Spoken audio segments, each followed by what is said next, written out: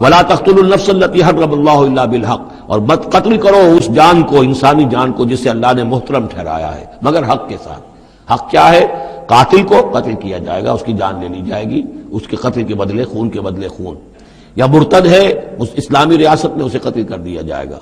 یا یہ کہ زانی یا زانیہ ہے شادی شدہ اس کو رجم کیا جائے گا، یا یہ ہے کہ اور بھی کوئی قتل کی جو ہے جس کے اوپر یہ کہ عائد ہو جائے، کافر ہے حربی ہے، ہر کافر نہیں، جس کے ساتھ اعلان جنگ ہے اسے قتل کیا جائے گا، یہ ہے بالحق۔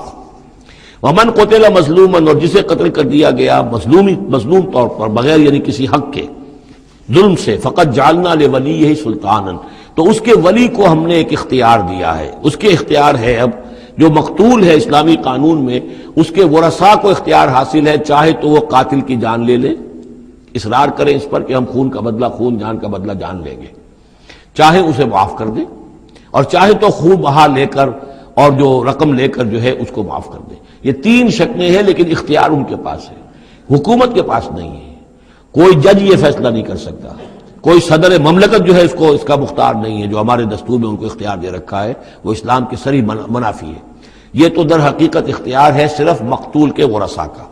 فلا یسرف فی القتل، تو وہ بھی قتل میں حد سے تجاوز نہ کرے، یہ نہ کرے کہ ایک آدمی قتل کیا اس کے قبیلے والوں نے ہم ان کے 10 قتل کریں گے، نہیں، یہ نہیں، بلکہ یہ کہ ایک قاتل جو ہے در حقیقت قتل کے بدلے اسی قاتل کی جان لی جائے گی۔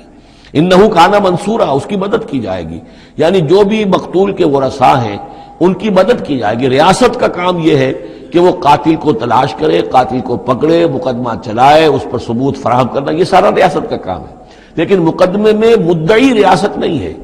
ہمارے ہاں غلطی یہ ہے کہ اسٹیٹ ورسس وہ قانون جو مقدمہ بنتا ہے اس میں مدعی حکومت ہوتی ہے، یہ نہیں ہے، ریاست میں نہیں ہے، بلکہ مدعی جو ہے وہ مقتول کے ورثاء ہیں اسلام میں قتل کے مقدمات میں۔